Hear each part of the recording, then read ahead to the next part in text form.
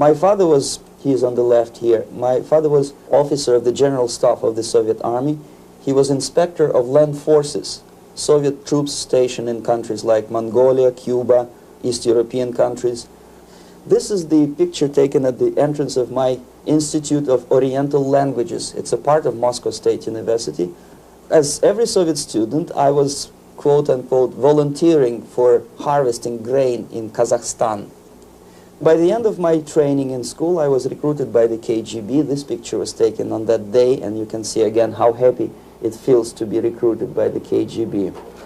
Pay special attention to number of bottles on the table. One of my functions was to keep foreign guests permanently intoxicated the moment they land at Moscow airport.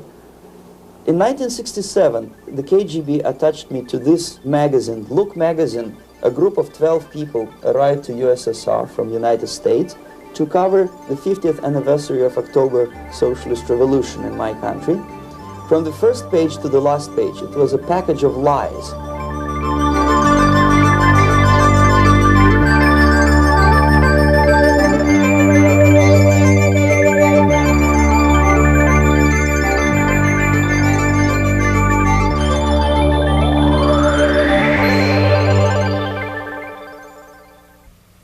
Our conversation is with Mr. Yuri Alexandrovich Bezmenov. Mr. Bezmenov was born in 1939 in a suburb of Moscow. He was the son of a high-ranking Soviet Army officer. He was educated in the elite schools inside the Soviet Union and became an expert in Indian culture and Indian languages. He had an outstanding career with Novosti, which was the, and still is, I should say, the press arm or the press agency of the Soviet Union. It turns out that this is also a front for the KGB. One of his interesting assignments was to brainwash foreign diplomats when they visited Moscow. And he'll tell us a little bit about how they did this and how they planted information which eventually wound up in the press of the free world. He escaped to the West in 1970 after becoming totally disgusted with the Soviet system, and he did this at great risk to his life. He certainly is one of the world's outstanding experts on the subject of Soviet propaganda and disinformation and active measures. Mr. Bezmenov, I'd like to begin by having you tell us a little bit about some of your childhood memories. Well, the most vivid memory of my childhood was Second World War, or to be more precise, the end of the Second World War, when all of a sudden United States, from a friendly nation, which helped us to defeat Nazism, turned overnight into a deadly enemy. And it was very shocking because all newspapers were trying to present an image of belligerent, aggressive American imperialism. Most of the things that we were taught is that United States is aggressive power, which is just about to invade our beautiful, free socialist country, that American CIA is dropping Colorado beetles on our beautiful potato fields to eliminate our crops. And each schoolboy had a picture of Colorado bug on the back page of his notebook. And we were instructed to go into collective fields to search for those little Colorado bugs. Of course, we couldn't find any. Neither we could find many potatoes. And that was explained again by the encroachments of the decadent imperialist power. The anti-American paranoia, hysteria in the Soviet propaganda was to such of such a higher degree that many less skeptical people or less stubborn would really believe that the United States is just about to invade our beautiful motherland, and some secretly hope that it will come true. That's interesting. Yes.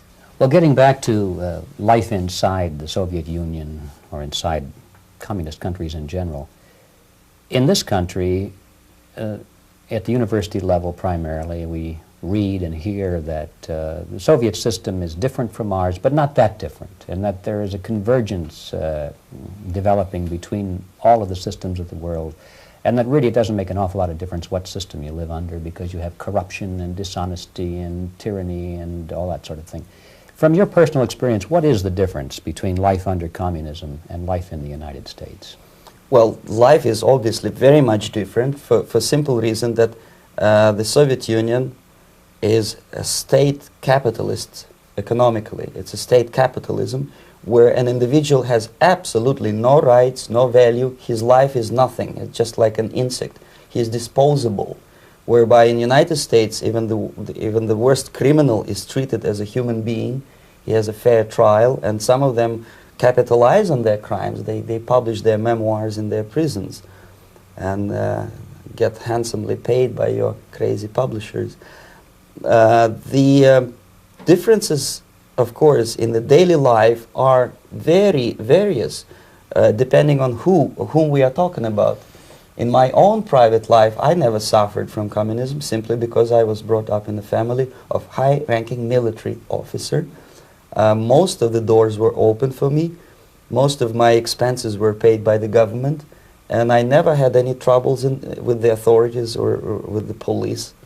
So, in other words, I would say I enjoyed, or I had good reasons to enjoy, all the advantages of so-called socialist system. My main motivations to defect had nothing to do with affluence. It was mainly moral indignation, moral protest, rebellion against the inhuman methods of the Soviet system. Well, specifically, what did you object to? I objected, first of all, against oppression of my own dissidents and intellectuals. And that was the most disgusting thing that I witnessed as a young man, young student, who was brought up at a very troublesome period in our history, from Stalin to Khrushchev, from total tyranny and oppression to some kind of liberalization. Second, when I started working for the Soviet embassy in India, to my horror, I discovered that we are millions times more oppressive than any colonial or imperialist power in the history of mankind. That my country brings to India not freedom, progress, and friendship between the nations, but racism, exploitation, and slavery, and of course economical inefficiency to this country. Since I fell in love with India, I developed something which by KGB standards is extremely dangerous thing. It's called split loyalty, when an agent likes a country of assignment more than his own country. I literally fell in love with this beautiful country, a country of great contrasts, but also great humility, great tolerance, and philosophical and intellectual freedoms. My ancestors used to live in caves and eat raw meat when India was a highly civilized nation 6,000 years ago. So obviously the choice was not to the advantage of my own nation. I decided to defect and to entirely dissociate myself from that brutal regime. Mr. Bezmenov, we've read a lot about the concentration camps and the slave labor camps under the Stalin regime. Now the general impression in America is that those things are part of the past. Are they still going on today, or what is the status? Yes. There is no qualitative change in the Soviet concentration camp system. There are changes in numbers of prisoners. Again, this is unreliable Soviet statistics. We don't know how many political prisoners are there in the Soviet concentration camps. But we sure know from various sources that at each particular time there are close to 25 to 30 million of Soviet citizens who are virtually kept as slaves in forced labor camp system. The size of the population of a country like Canada is serving terms as prisoners. Incredible. So I would say that those intellectuals who try to convince American public that concentration camp system is a thing of the past are either conscientiously misleading public opinion, or they are not very intellectual people. They're selectively blind. They lack intellectual honesty when they say that. Well, we've spoken about the intellectuals in this country and also the intellectuals in the Soviet Union. What about down at the broad mass level? Do the people in general, the working people, the workers in general in the Soviet Union, do they support the system? Do they tolerate it? What is their attitude? Well, average Soviet citizen, if there is such an animal, of course, does not like the system because it hurts, it kills. he may not understand the reasons. He may not have enough information or educational background to understand. But I doubt very much there are many people who are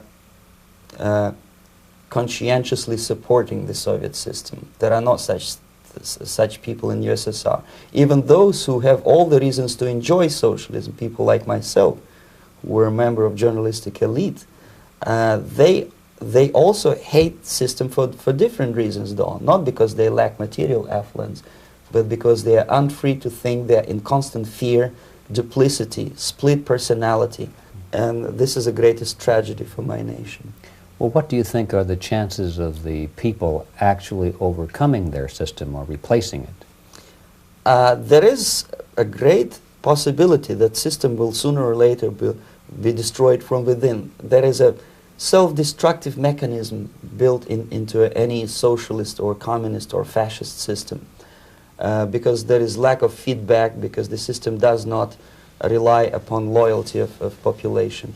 But until this Soviet junta is being supported by the Western so-called imperialists, that is, multinational companies, establishments, governments, and let's face it, intellectuals, so-called academia in the United States is famous for supporting the Soviet system. As long as the Soviet junta will keep on receiving credits, money, technology, grain deals, and political recognition from all these traitors of democracy or freedom, there is no hope, there is not much hope for changes in my country, and the system will not collapse by itself simply because it's being nourished by so-called American imperialism. This is the greatest paradox in history of mankind, when capitalist world supports and actively nourishes its own destroyer, destructor. I think you're trying to tell us something. Oh, in yes. This country. I'm trying to tell you that it has to be stopped unless you want to end up in Gulag system and enjoy all the advantages of socialist equality. Working for free, catching fleas on your body, sleeping on the planks of plywood in Alaska this time, I guess. That's where Americans will belong, unless they will wake up, of course, and force their government to stop aiding Soviet fascism. Well, you told us a moment ago why you left the system. I'd like to hear the details of how you did it. It must have been a very dangerous thing. It was not so dangerous, it was crazy. First of all, because defecting in India is virtually impossible, thanks to very strong pressure from the Soviet government. Excuse me, you were in India on assignment at that time? Yes, I was working for the Soviet embassy in New Delhi as a press officer. And defecting for a Soviet diplomat is next to impossible. It's a suicide, as I said, because a great friend Indira Gandhi pushed a law through parliament which says, and I quote, "No defector from any country has a right of political asylum in any embassy on the territory of Indian Republic," which is a masterpiece of hypocrisy. No other defector but a Soviet one needs a political asylum. So knowing that perfectly well, I planned a craziest possible way to defect. I studied counterculture in India. There were thousands of young American boys and girls with no shoes, long hair, smoking hash and marijuana, studying sometimes Indian philosophy, sometimes simply pretending that they study. And they greatly annoyed Indian police, and they were laughing stock of Indians because obviously they were good-for-nothing students. I studied carefully where they congregate, what routes they travel, what language they speak, what do they smoke. And one day I simply joined a group of hippies to avoid detection of Indian police. I was dressed as a typical hippie with blue jeans, long camise shirts with all kind of nice decorations like beads, long hairs. I bought a wig because for several weeks I had to turn myself from a conservative Soviet diplomat into a very progressive American hippie. And that was the only way that I could avoid detection. It was very interesting experience, but it was necessary because from my own knowledge as a member of Soviet embassy staff, I knew that there were many cases when Soviet defectors were betrayed by Indian police, and also some Western embassies played a very dirty role in betraying the Soviet defectors. According to our information, they were some, I wouldn't call them double agents, but simply amoral people working for this for the United States embassy, and confiding in people like this would be a suicide. So I had to be extremely careful. I could not trust anyone, and that was the reason for such a crazy way to defect. Well, had you been caught in the act of trying to get out, what would have happened to you? Oh, most likely I would end up in concentration camp, or depending on the situation and on the whim of some bureaucrat in KGB, maybe even executed. This is normal practice, quietly, of course, not publicly. But that would be the end of my defection, of course. Well, when did you finally make it to the United States? In 1970, after about 6 months of debriefing in Athens by the CIA, and I presume FBI too, they let me go first to Germany, then to Canada. That was my decision. I had to change my identity to protect my family and my friends in USSR. And also I was a little bit paranoid, knowing that both Soviet KGB and probably some double agents within American system may be after me. So I wanted to settle down as far away as possible. I requested CIA to give me some kind of new identity and just let me go on my own. And I settled in Canada. I was a student. I changed many professions, from farm help and laundry truck driver to language instructor and broadcaster for Canadian Broadcasting Corporations in Montreal. Well, have you had any threats on your life or any yes. unpleasant In about 5 years, KGB eventually discovered that I am working for Canadian Broadcasting. I made a very big mistake. I started working for overseas service of CBC, which is similar to Voice of America, in Russian language. And of course, monitoring service in USSR picked up every new voice. Every new announcer they would make it a point to discover who he is. And in 5 years, sure enough, slowly but surely, they discovered that I am not Thomas Schumann, that I am Yuri Alexandrovich Bezmenov, and that I am working for Canadian Broadcasting, and undermining beautiful détente between Canada and USSR. And the Soviet ambassador Alexander Yakovlev made it his personal effort to discredit me. He complained to Pierre Trudeau, who is known to be a little bit soft on socialism. And the management of CBC behaved in a very strange, cowardly way, unbecoming to representatives of an independent country like Canada. They listened to every suggestion that Soviet ambassador gave, and they started shameful investigation, analyzing content of my broadcasts to USSR. And sure enough, they discovered that some of my statements were probably would be offending to the Soviet Politburo. So I had to leave my job. And of course, subtle intimidations. They would say something like, please cross the street carefully because, you know, traffic is very heavy in Quebec. And fortunately, I know about the psychology and the logic of activity of the KGB, and I never allowed myself to be intimidated. This is the worst thing. This is what they expect a person, a defector, to be intimidated. Once they spot that you are scared, they keep on developing that line, And then eventually you either have to give up entirely and work for them, or they neutralize you.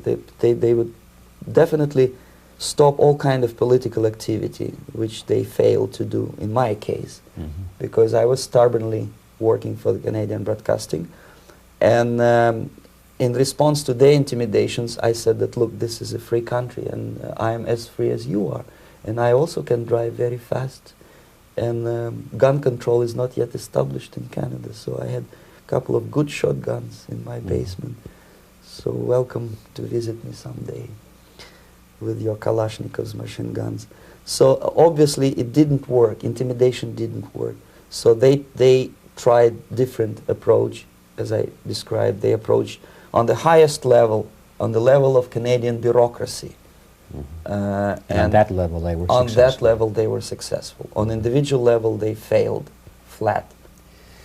Mr. Bezmenov has brought a series of slides with him that he has taken from the Soviet Union, and I think this is a good time to take a look at the slides. Yes. Now, the viewers will be able to see these slides as we talk about them. Yes, this is a collection of slides which are, some of them are snapshots from my family album, some of them are documents which I smuggled from the Soviet embassy, and some are reproductions from local mass media. I usually show them to establish my credibility as a defector. This is a picture of my native town, Mytishi, about 20 miles north from Moscow.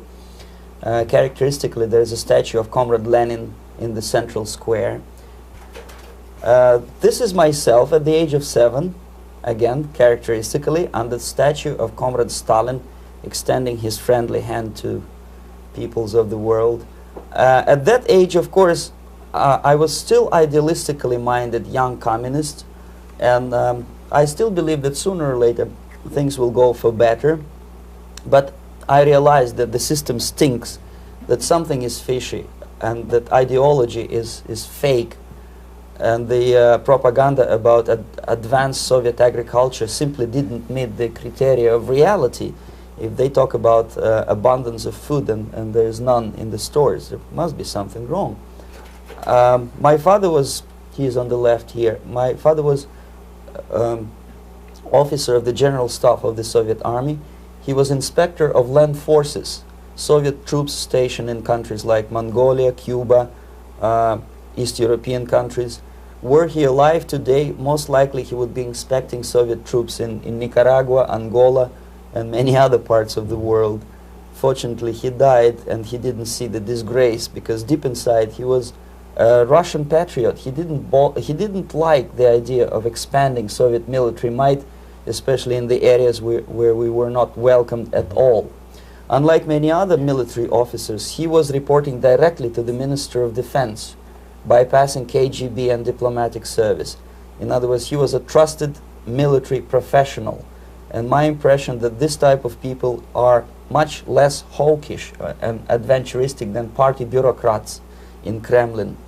When American mass media describes Soviet military as potentially dangerous counterpart for Pentagon, I simply laugh, because I know better. I know that the most dangerous part of the Soviet power structures are not military at all.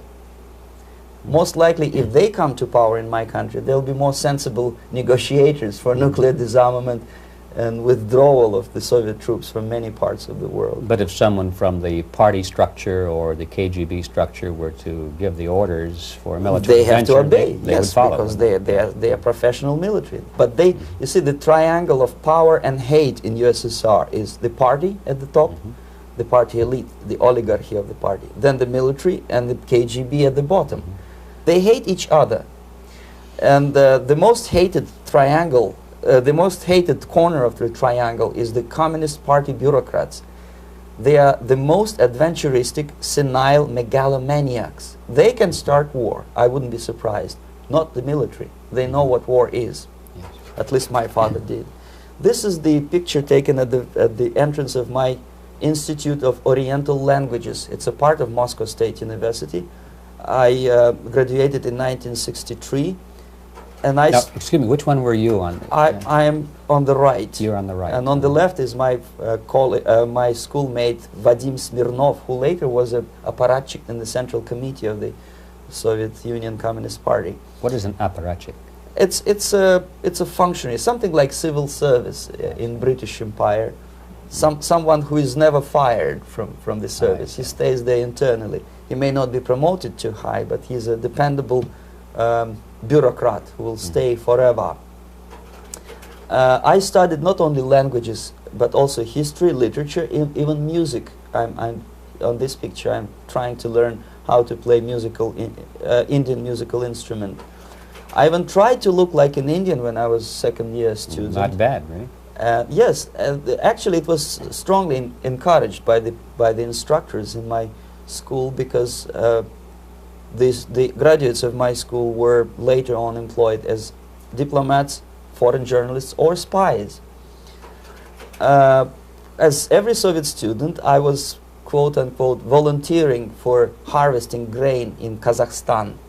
This is the biggest agricultural blunder of the Soviet government. But I didn't have much choice, of course, because the communist motto borrowed from the Bible says, "Those who do not work shall not eat." And you can see me eating, therefore I was working, and you can see how happy I was about it. I went through a very extensive physical and military training, including the military games in areas, suburban areas of Moscow. And here, for example, we are on the tour in Arkhangelsk area. And by the end of my training in school, I was recruited by the KGB. This picture was taken on that day, and you can see again how happy it feels to be recruited by the KGB. Our conversation with Yuri Alexandrovich Bezmenov, who is a defector from the Soviet Union, a former propaganda agent for Novosti and the KGB, will continue after this message.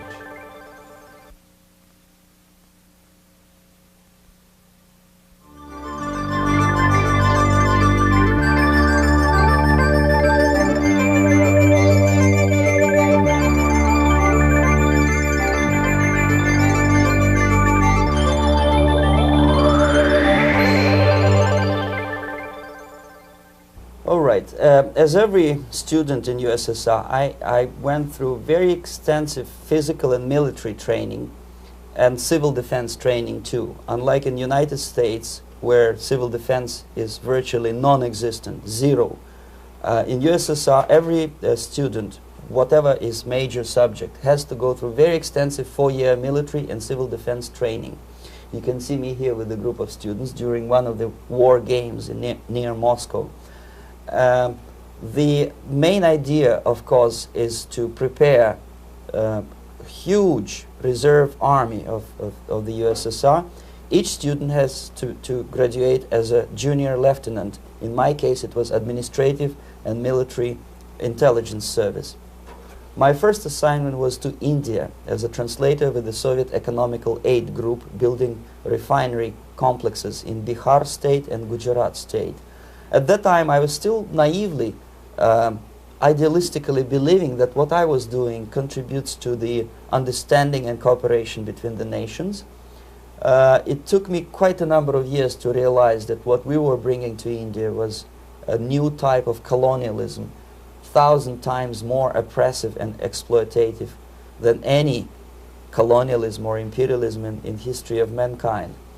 But at that time, I was still hoping that, well, maybe it's not that bad, could be worse, and things may go for better.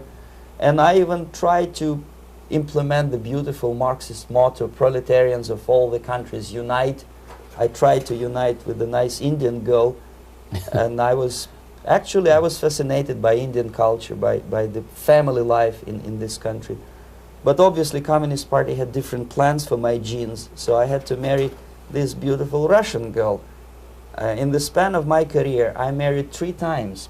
Most of these marriages were marriages of convenience, on advice from the Department of Personnel. This is normal practice in USSR. When a Soviet citizen is assigned to a foreign job, he has to be married, either to keep family in USSR as hostages, or, if it's a convenience marriage like mine, so that the husband and wife are virtually informers on each other to prevent defection or contamination by decadent imperialist or capitalist ideas. In my case, I hated that girl so much that the moment I landed in Moscow, we were divorced, and I married later, second time. By the end of my first assignment in India, I was promoted to the position of public relation officer. You can see me here translating a speech by a Soviet boss. And you're on the right. I'm on the right here, yes. And it was, the occasion was commissioning of the refinery complex in Bihar, Barauni. Back in Moscow, I was immediately recruited by Novosti Press Agency, which is a propaganda and ideological subversion front for the KGB. 75% of the members of the Novosti are commissioned officers of the KGB. The other 25 are, like myself, co-opted agents who are assigned to specific operations. In this particular case, you can see me talking to students of Lumumba Friendship University in Moscow. This is a huge school under the direct control of the KGB and Central Committee, where future leaders of the so-called national liberation movements are being educated and selected carefully. And some of them have absolutely, neither, this for example is a group of students from Lumumba. They don't look like students at all. They look more like military, and that's exactly what they were. They were dispatched back to their countries to be leaders of the so-called national liberation movements, or to be translated into normal human language, leaders of international terrorist groups. Another area of activity when I was working for the Novosti was to accompany groups of so-called progressive intellectuals, writers, journalists, publishers, teachers, professors of colleges. You can see me here in Kremlin. I'm second on the left, with a group of Pakistani and Indian intellectuals. Most of them pretended they don't understand that we are actually working on behalf of the Soviet government and the KGB. They pretended that they are actually being guests, VIP intellectuals, that they are treated according to their merits and their intellectual abilities. For us, they were just a bunch of political prostitutes to be taken advantage for various propaganda operations. Therefore, you can see perfectly well the senior colleague of mine on the left doesn't really have that much respect on his face, and myself with a very skeptical smile, typical KGB sarcastic smile, anticipating another victim of ideological brainwashing. This is how a typical conference in Novosti headquarters in Moscow looked like. Sitting in the middle is Boris Burkov, the then director of Novosti Press Agency, high-ranking party bureaucrat in the Department of Propaganda. I am standing next to a famous Indian poet, Sumitranandan Pant. He was famous because he was an author. He was the author of a famous poem titled Rhapsody to Lenin. That's why he was invited to USSR, and everything was paid by the Soviet government. Pay special attention to number of bottles on the table. This is one of the ways to kill the awareness or curiosity of foreign journalists. One of my functions was to keep foreign guests permanently intoxicated the moment they land at Moscow airport. I had to take them to the VIP lounge and toast to friendship and understanding between the nations of the world. Glass of vodka, then a second glass of vodka. And in no time, my guests would be feeling very happy. They would see everything in kind of pink, nice color. And that's the way I had to keep them permanently for the next 15 or 20 days. At a certain point in time, I had to withdraw alcohol from them so that some of them who are the most recruitable would feel a little bit shaky, guilty, trying to remember what they were talking last night. That's the time to approach them with all kind of nonsense, such as joint communique or statement for Soviet propaganda. That's the time they are the most flexible. And of course, what they didn't understand, they didn't realize or pretended not to realize, that myself, who was drinking together with them, was not drinking at all. I had ways to get rid of alcohol through various techniques, including special pills which were given to me by my colleagues. But they were taking it seriously. In other words, they would consume quite large volumes of alcohol and feel quite uneasy next morning. In 1967, the KGB attached me to this magazine, Look magazine. A group of 12 people arrived to USSR from United States to cover the 50th anniversary of October Socialist Revolution in my country. From the first page to the last page, it was a package of lies, propaganda cliché, which were presented to American readers as opinions and deductions of American journalists. Nothing could be far from truth. These were not opinions. They were not opinions at all.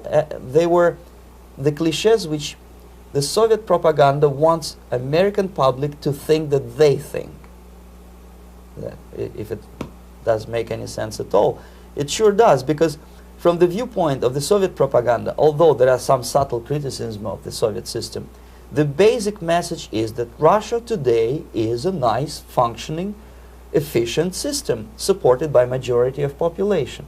That's the biggest lie. And of course, American intellectuals and journalists from Look magazine elaborated on that untruth in various different ways. They intellectualized that lie. They found all kinds of justifications for telling lies to American public. Excuse me, it was partly your job to make sure that they got these ideas, yes, and accepted them as their own ideas. Right. Actually, even before they arrived to USSR, and they paid astronomical sum of money for that visit, they were submitted, this Novosti Press agency developed so-called backgrounders, 20-25 pages of information and opinions which were presented to the journalists even before they bought their tickets to Moscow. They had to analyze the situation, and judging on their reaction to that backgrounder, the local Novosti representative or local Soviet diplomat in Washington, D.C. would assess whether they be given visa to USSR or not. So but they were selected ahead of time. Oh yes, they were pre-selected very carefully, and there is not much chance for honest journalists to arrive to USSR and to stay there for 1 year and to bring this package of lies back home. This, for example, is a centerfold of the Look magazine. They presented this monument erected by Communist Party in Stalingrad as the symbol, personification of Russian military might. And they said in the article, which is published on the site, that Soviets are very proud of the victory in the Second World War. This is another big myth, a lie. No sensible people would be proud to lose 20 millions of their countrymen in a war which was started by Genosse Hitler and Comrade Stalin and paid by American multinationals. Most of the Soviet citizens look at this type of monuments with disgust and sorrow, because every family lost father, brother, sister, or child in the Second World War.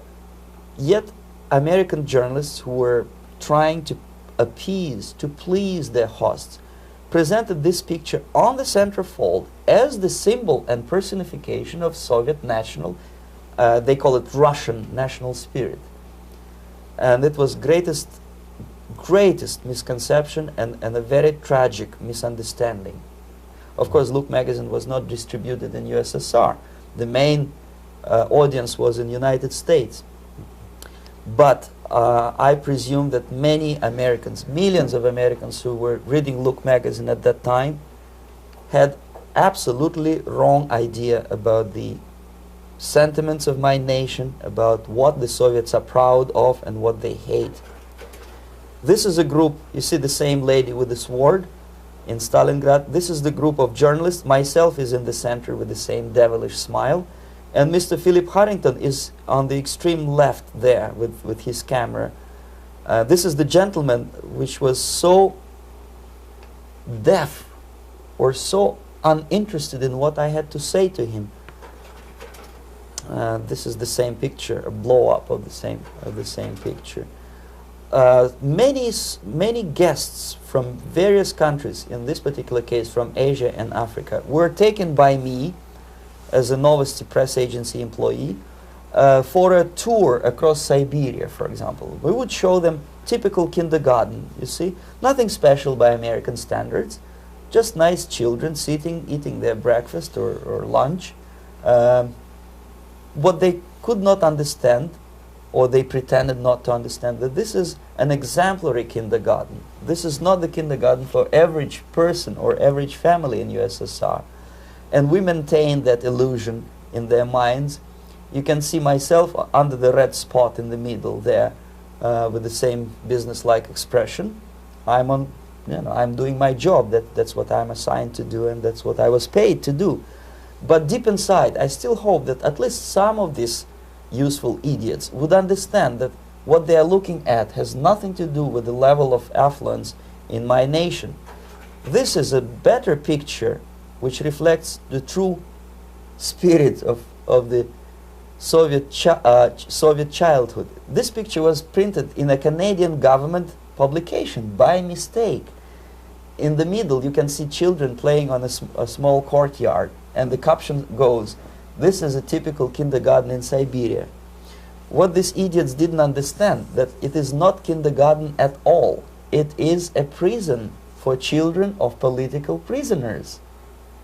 But there was not a single mentioning that what they were visiting actually was an area of concentration camps. And the job of people like myself to help them to not to notice that they are actually talking to prisoners. Most of the children were dressed, especially on the occasion of the foreigners' visit. Of course, there were no corpses on the ground. There were no machine gun guards. And well, it looks not very pleasant, as you see. It looks dull, but obviously it does not create an impression that this is actually a prison. Well, did any of the journalists have the curiosity to ask about prisons and that kind of thing? Yes. They were in Siberia. This Yes. is what you associate. Yes, some of them asked questions, and naturally we would give them, for the stupid question, we give them stupid answer. No, there are no prisons in Siberia. No, most of the people who you see are free citizens of USSR. They are very happy to be here, and they are contributing to the glory of the socialist system. Some of them pretended that they believe what I was telling them, and most of them, we may discuss it later, what are the motivations of these people? Why would they stubbornly bring lies to their own population through their own mass media? I have various answers to this. There is not a single explanation. It's a complex of explanations. It's fear, pure biological fear. They understand that they are on the territory of an enemy state, a police state. And just to save their rotten skins and their miserable jobs, their affluence back home, they would prefer to tell a lie than to ask truthful questions and report truthful information. Second, most of these schmucks were afraid to lose their jobs, because obviously if you tell truth about my country, you will not last long as a correspondent of New York Times or Los Angeles Times. They will fire you. What kind of correspondent are you? You obviously cannot find common language with Russians if they kick you out in 24 hours.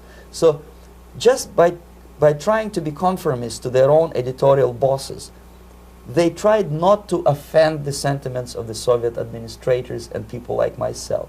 Deep inside, I hope they would insult my or offend my sentiments. Obviously, they preferred not to. Another reason, I refuse to believe it, but obviously, there is another reason. Obviously, it's a greed. These people earn a lot of money. When they come back to USA, they claim that they are experts in my country. They write books which sells in million copies, titled like Russians, The Truth About Russia. Most of it is lie about Russia. Yet they claim to be Sovietologists.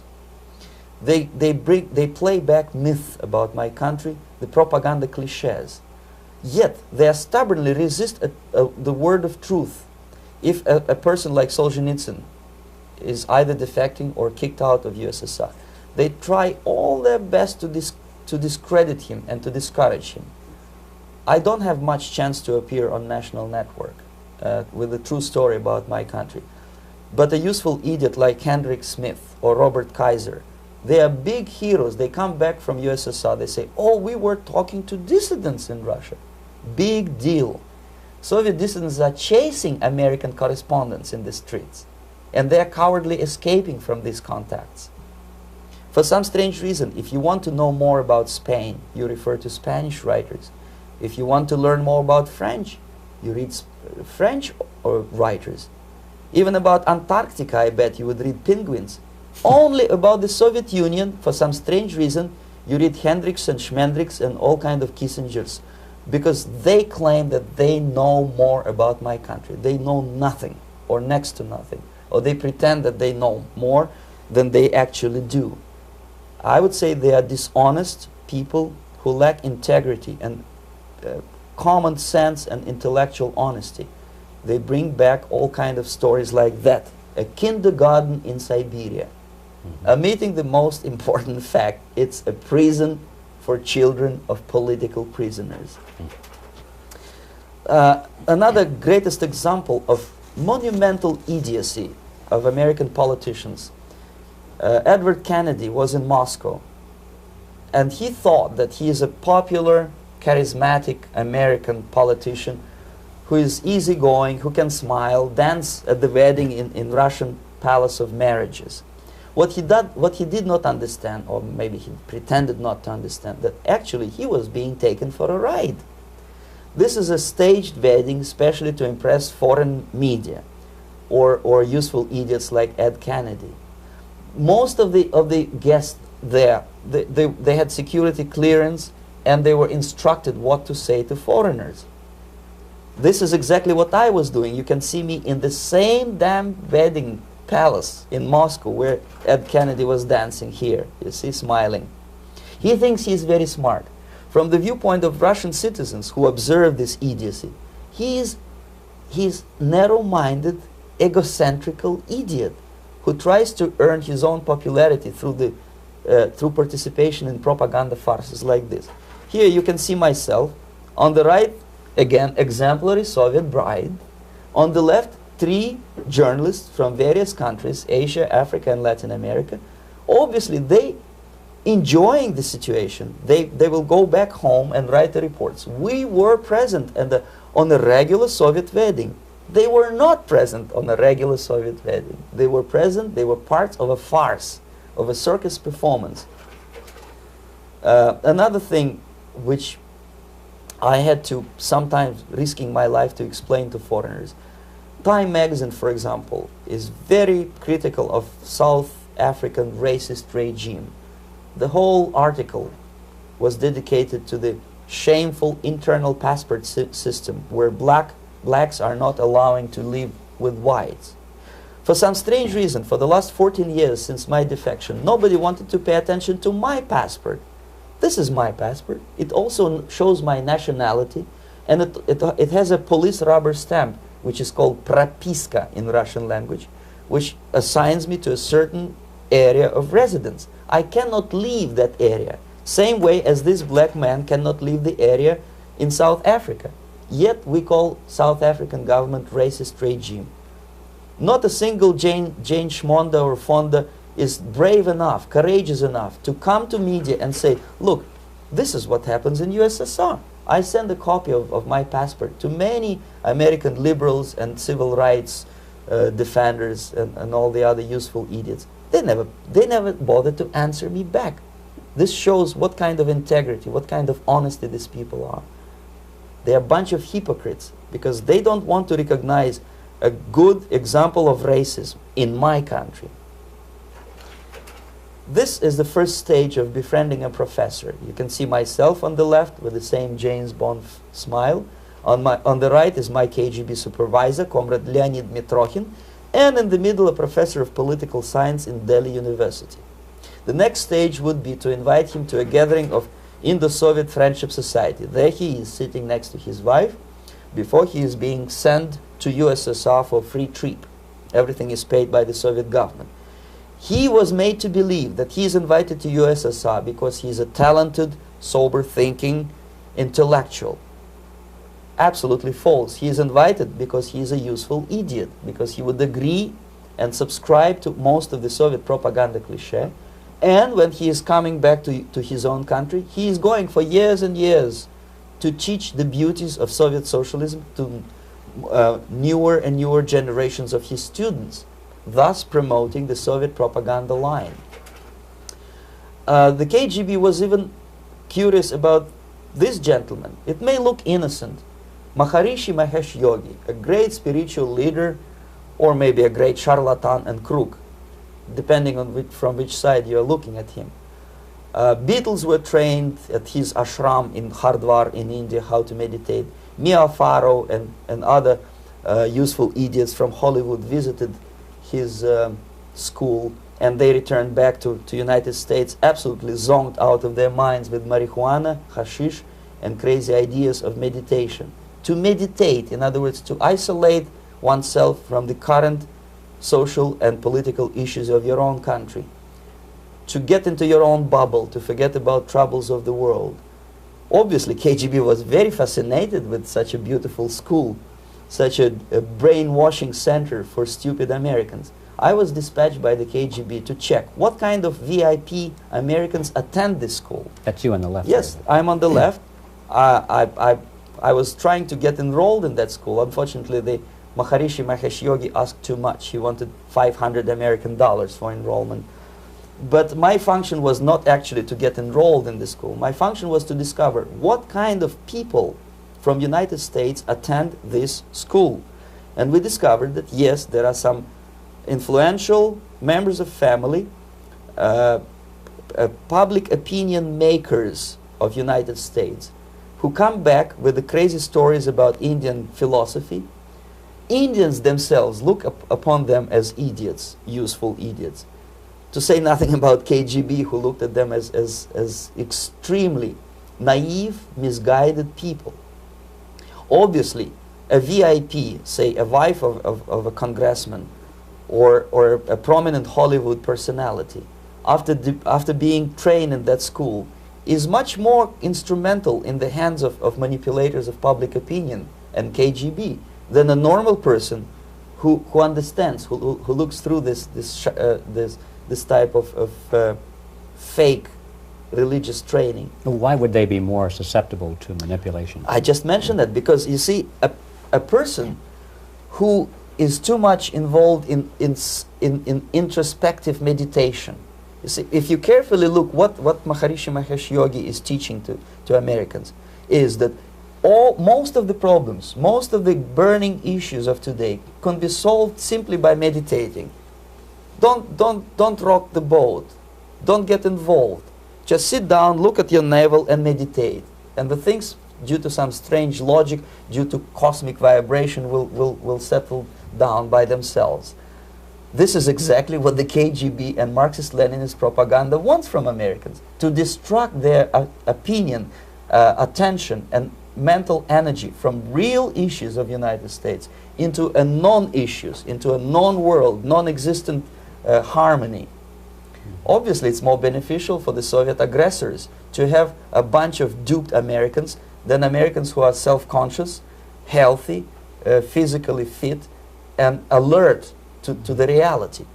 Maharishi Mahesh Yogi obviously is not on the payroll of the KGB. But whether he knows it or not, he contributes greatly to demoralization of American society. And he's not the only one. There are hundreds of those gurus who come to your country to capitalize on naivete and stupidity of Americans. It's a fashion. It's a fashion to meditate. It's a fashion not to be involved. So obviously, you can see that if KGB were that curious, if they paid my trip to Hardwar, if they assigned me to that strange job, obviously they were very much fascinated. They were convinced that that type of brainwashing is very efficient and instrumental in demoralization of the United States. Our conversation with Yuri Alexandrovich Bezmenov, who is a defector from the Soviet Union, a former propaganda agent for Novosti and the KGB, will continue after this message.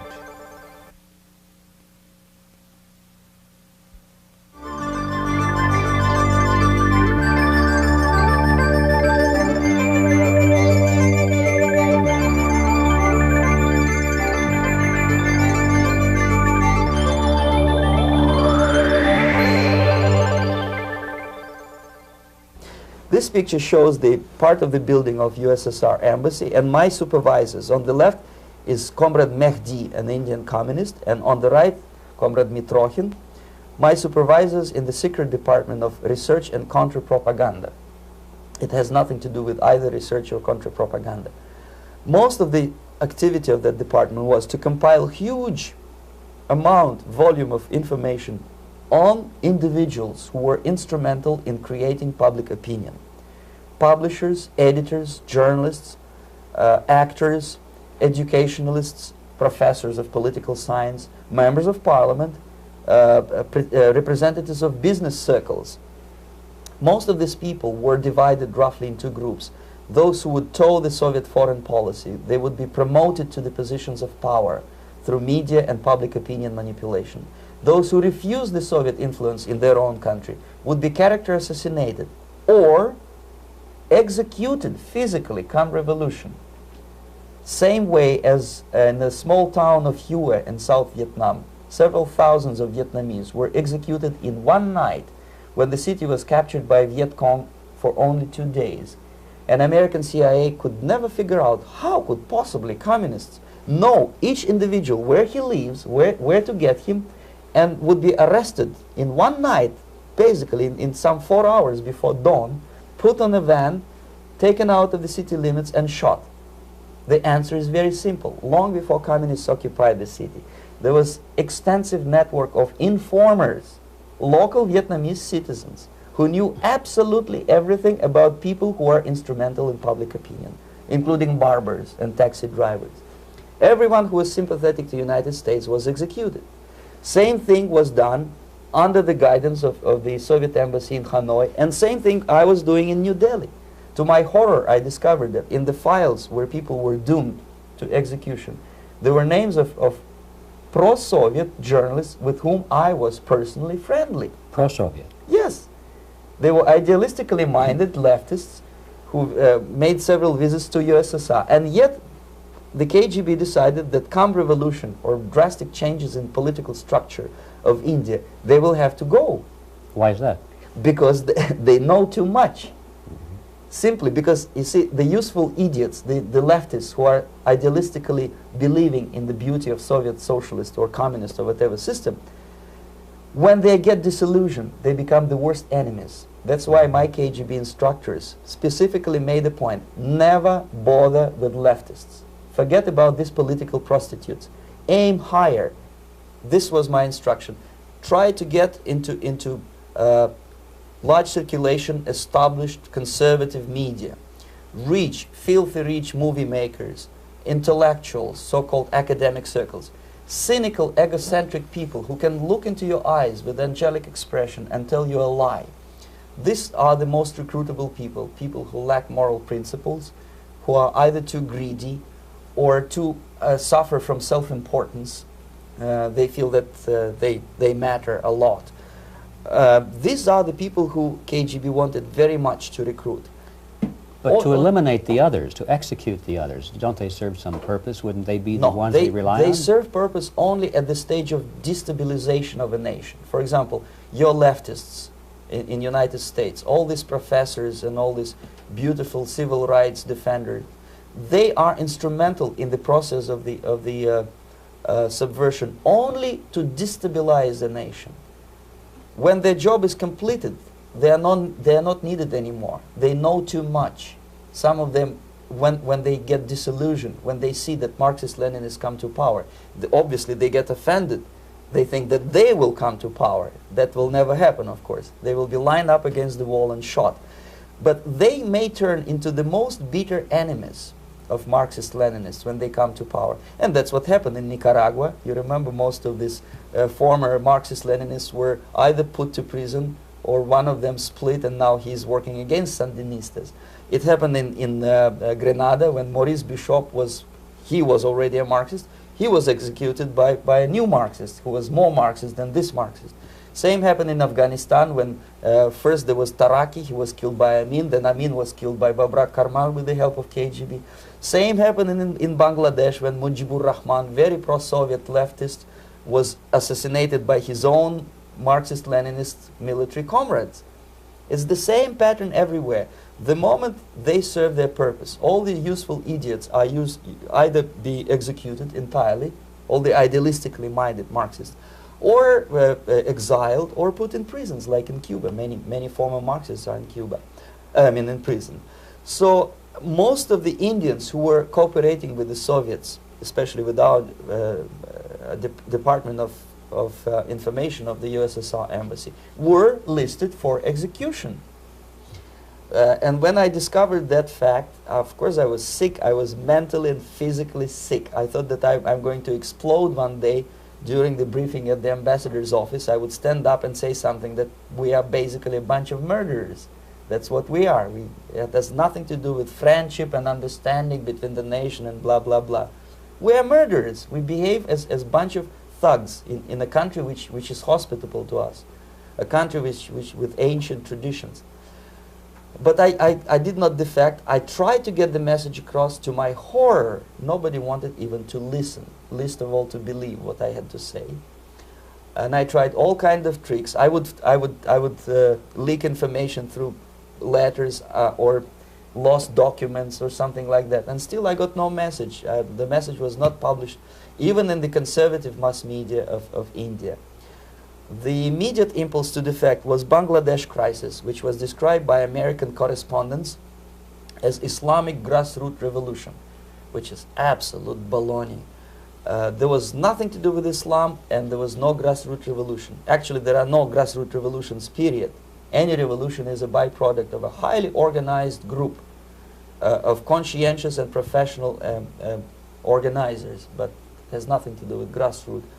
In Bangladesh, it was nothing with grassroots. Most of the Awami League party members, Awami League means People's Party, were trained in Moscow in the High Party School. Most of the Mukti Fauj leaders, Mukti Fauj in Bengali means People's Army, same as SWAPO and all kind of liberation armies all over the world, the same bunch of useful idiots. They were trained at Lumumba University and various centers of the KGB in Simferopol, in Crimea, and in Tashkent.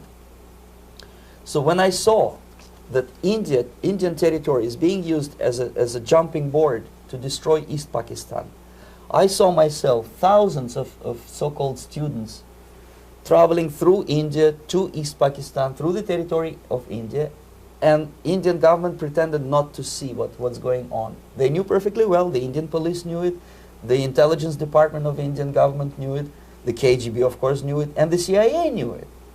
That was most infuriating, because when I defected and I explained to the CIA debriefers they should watch out because East Pakistan is going to erupt any moment, they said I was reading too many James Bond novels.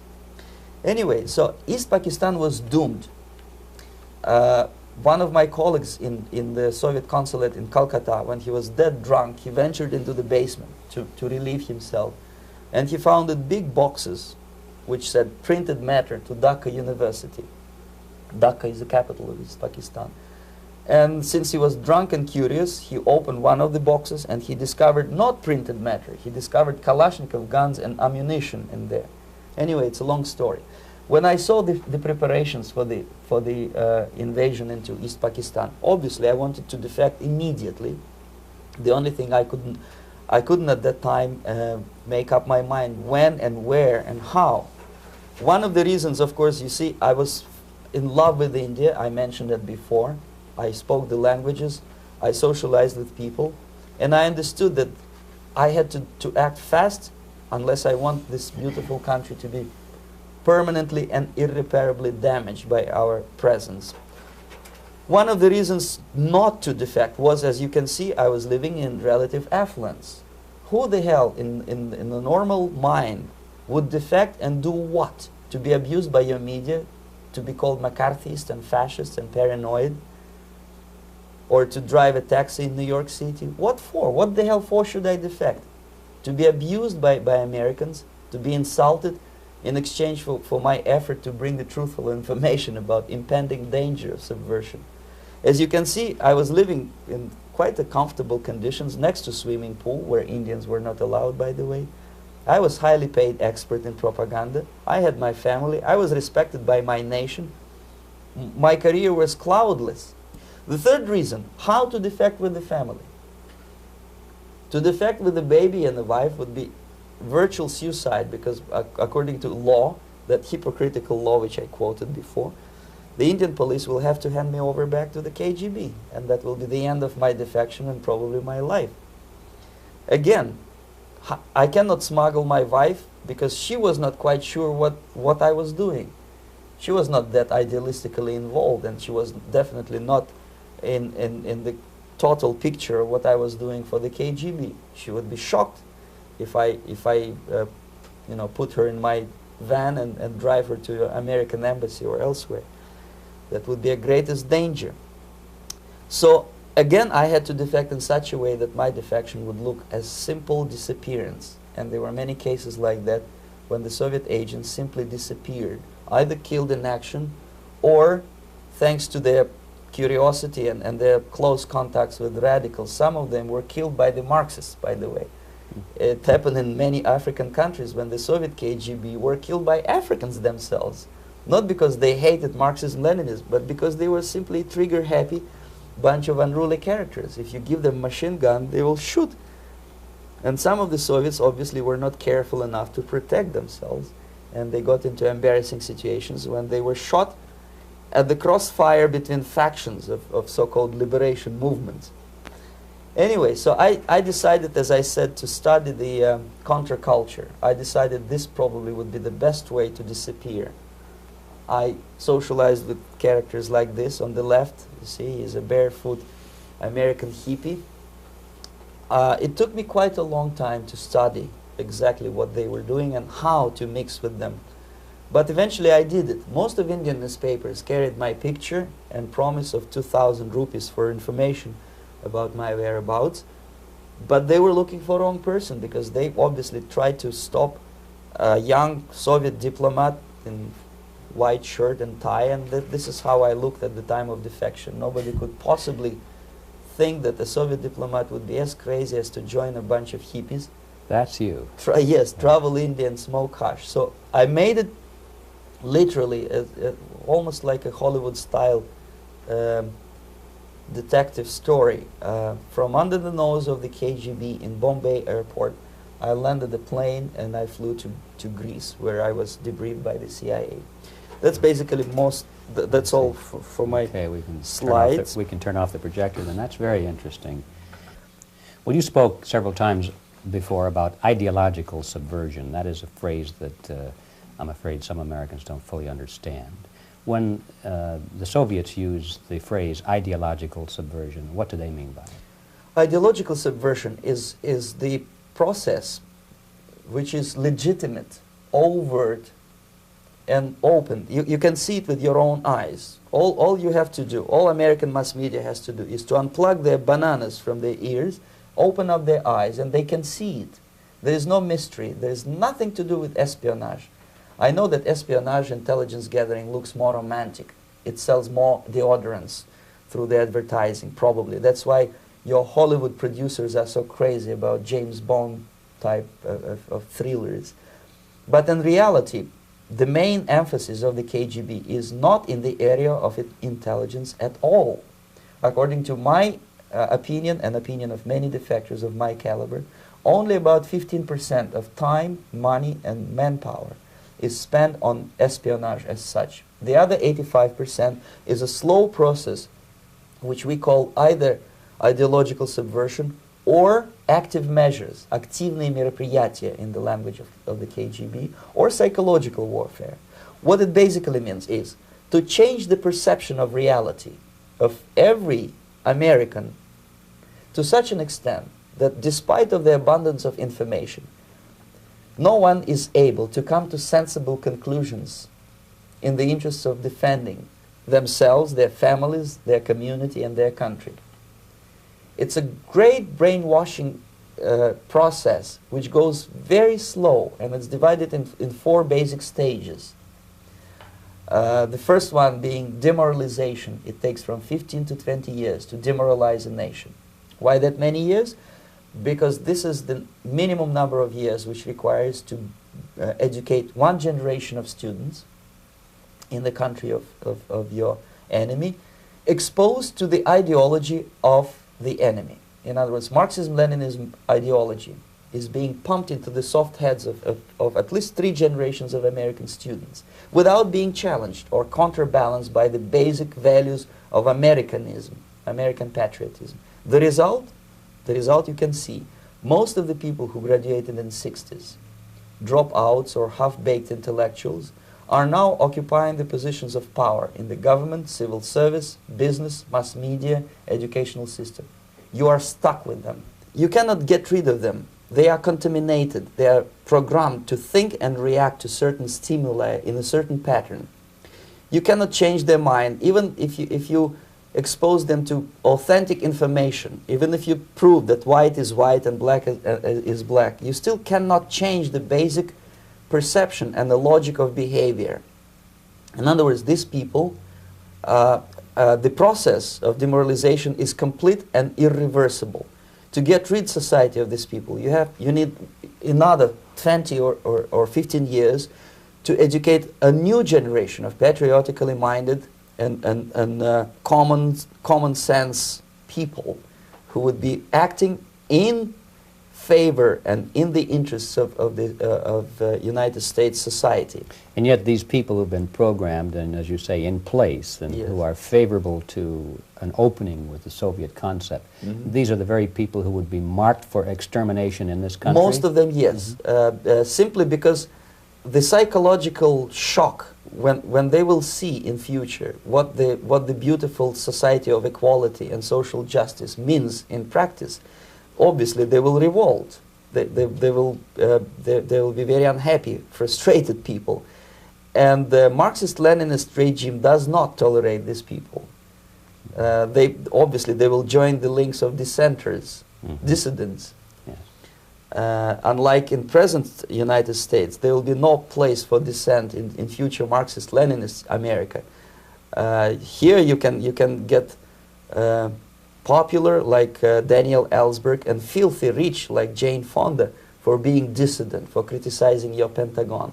In future, these people will be simply squashed like cockroaches. Nobody is going to pay them nothing for their beautiful, noble ideas of equality. This they don't understand, and it will be greatest shock for them, of course. The demoralization process in the United States is basically completed already. For the last 25 years. Actually, it's overfulfilled because demoralization now reaches such areas where previously not even Comrade Andropov and all his experts would even dream of such a tremendous success. Most of it is done by Americans to Americans, thanks to lack of moral standards. As I mentioned before, exposure to true information does not matter anymore. A person who was demoralized is unable to assess true information. The facts tell nothing to him. Even if I shower him with information, with authentic proof, with documents, with pictures, even if I take him by force to the Soviet Union and show him concentration camp, he will refuse to believe it until he is going to receive a kick in his fat bottom. When a military boot crashes his, then he will understand, but not before that. That's the tragic of the situation of demoralization.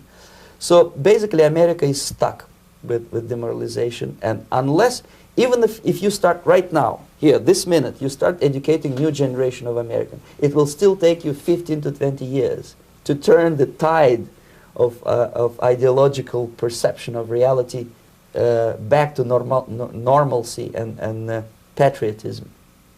The next stage is destabilization. This time, subverter does not care about your ideas and the patterns of your consumption. Whether you eat junk food and get fat and flabby, it doesn't matter anymore. This time, and it takes only from 2 to 5 years to destabilize a nation, what matters is essentials: economy, foreign relations, defense systems. And you can see it quite clearly that in some areas, in such sensitive areas as defense and economy, the influence of Marxist-Leninist ideas in the United States is absolutely fantastic. I could never believe it 14 years ago when I landed in this part of the world that the process will go that fast. The next stage, of course, is crisis. It may take only up to 6 weeks to bring a country to the verge of crisis. You can see it in Central America now. And after crisis, with a violent change of power, structure, and economy, you have so-called the period of normalization. It may last indefinitely. Normalization is a cynical expression borrowed from Soviet propaganda. When the Soviet tanks moved into Czechoslovakia in '68, Comrade Brezhnev said, "Now the situation in brotherly Czechoslovakia is normalized." This is what will happen in the United States if you allow all these schmucks to bring the country to crisis, to promise people all kind of goodies and the paradise on earth, to destabilize your economy, to eliminate the principle of free market competition, and to put a big brother government in Washington, D.C., with benevolent dictators like Walter Mondale, who will promise lots of things, never mind whether the promises are fulfillable or not. He will go to Moscow to kiss the bottoms of new generation of Soviet assassins, never mind. He will create false illusions that the situation is under control. Situation is not under control. Situation is disgustingly out of control. Most of the American politicians, media, and educational system trains another generation of people who think they are living at a peacetime. False. United States is in the state of war, undeclared total war against the basic principles and the foundations of this system. And the initiator of this war is not Comrade Andropov, of course. It's the system. However ridiculous it may sound, the world communist system or the world communist conspiracy, whether I scare some people or not, I don't give a hoot. If you are not scared by now, nothing can scare you. But you don't have to be paranoid about it. What actually happens now, that unlike myself, you have literally several years to live on unless the United States wake up. The time bomb is ticking. With every second, the disaster is coming closer and closer. Unlike myself, you will have nowhere to defect to, unless you want to live in Antarctica with penguins. This is it. This is the last country of freedom and possibility. Okay, so what do we do? What is your recommendation to the American people? Well, the immediate thing that comes to my mind is, of course, there must be a very strong national effort to educate people in the spirit of real patriotism, number one. Number two, to explain them the real danger of socialist, communist, whatever, welfare state, big brother government. If people will fail to grasp the impending danger of that development, nothing ever can help United States. You may kiss goodbye to your freedom, including freedoms to homosexuals, to prison inmate. All this freedom will vanish, evaporate in 5 seconds, including your precious lives. The second thing, the moment at least part of United States population is convinced that the danger is real, they have to force their government. And I'm not talking about sending letters, signing petitions, and all this beautiful, noble activity. I'm talking about forcing United States government to stop aiding communism. Because there is no other problem more burning and urgent than to stop the Soviet military-industrial complex from destroying whatever is left of the free world. And it is very easy to do. No credits, no technology, no money, no political or diplomatic recognition, and of course no such idiocy as grain deals to USSR. The Soviet people, 270 millions of Soviets, will be eternally thankful to you if you stop aiding a bunch of murderers who sit now in Kremlin and whom President Reagan respectfully calls government. They do not govern anything, least of all such complexity as the Soviet economy. So basic, two very simple, maybe too simplistic answers or solutions, but nevertheless they are the only solutions. Educate yourself, understand what's going on around you. You are not living at the time of peace. You are in a state of war, and you have precious little time to save yourself. You don't have much time, especially if you are talking about young generation. There's not much time left for convulsions to the beautiful disco music. Very soon it will go, just overnight. If we are talking about capitalists or wealthy businessmen, I think they are selling the rope on which they will hang very soon. If they don't stop, if they cannot curb their unsettled desire for profit, and if they keep on trading with the monster of the Soviet communism, they are going to hang very soon. And they will pray to be killed, but unfortunately they will be sent to Alaska probably to manage industry of slaves. It's simplistic. I know it sounds unpleasant. I know Americans don't like to listen to things which are unpleasant. But I have defected not to tell you the stories about such idiocy as microfilm, James Bond type espionage. This is garbage. You don't need any espionage anymore. I have come to talk about survival. It's a question of survival of this system. You may ask me, what is it in for me? Survival, obviously, because unlike, as I said, I am now in your boat. If we sing together, we'll sing beautifully together. There is no other place on this planet to defect to.